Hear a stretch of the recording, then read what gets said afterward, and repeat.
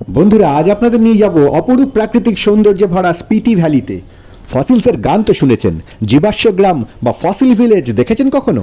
ছবিতে রাজকুমারীও তো দেখেছি, কিন্তু রাজকুমারী পর্বত কি কখনো চাক্ষুষ করেছেন?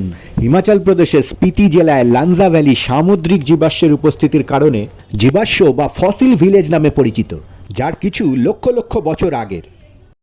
সামুদ্রিক ফসিলসে ভরা এই গ্রাম বা জীবাশ্ম গ্রাম বলে এই গ্রামটি বিখ্যাত।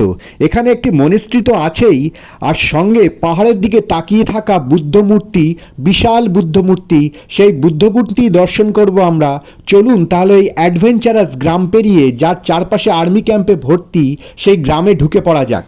সাংঘাতিক দুর্গম ও অ্যাডভেঞ্চারাস এই জায়গায় ইন্ডিয়ান আর্মির বিভিন্ন রকম ক্যাম্প পেরিয়ে আমরা সোজা চললাম স্পিতি ভ্যালির দিকে। যাওয়ার পথে বাঁদিকে এই শুকনো নদীগুলো দেখতে দেখতে চললাম।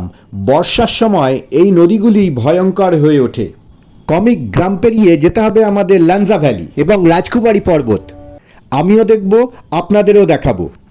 বোর্ডে দেখতেই পাচ্ছেন, কাজা সে কমিক সড়ক মার্গ পার হয়ে আমরা সোজা চলেছি লানজা ভ্যালির দিকে। গ্রামটির বরফে ঘেরা পাহাড়, শান্ত দৃশ্য আপনাকে মুগ্ধ করবেই।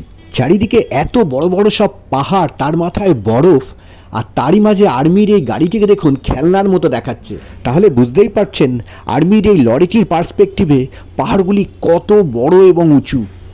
আসলে লাহুল বা স্পিতি জেলার এই উপত্যকার যে জার্নিটা লামজা ভ্যালির দিকে, তা এক অসাধারণ।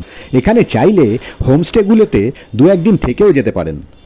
এই অপরূপ সুন্দর এই গ্রাম, আর দূরে পাহাড়ের মাথায় দেখুন এখনও বরফ জমে রয়েছে। শীতের সময় এলে অনেক অংশই বরফে ছেয়ে যায়। এসে গেছি লানজা মনেস্ট্রি। এখন স্ক্রিনে দেখতে পাচ্ছি লানজা মনেস্ট্রি।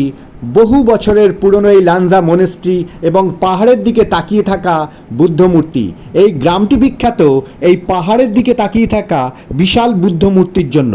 ফসিল গ্রাম বা জীবাশ্ম গ্রাম তো বটেই, কিন্তু এই গ্রাম মূলত বিখ্যাত এই বৌদ্ধ মূর্তি বা স্ট্যাচুর জন্য।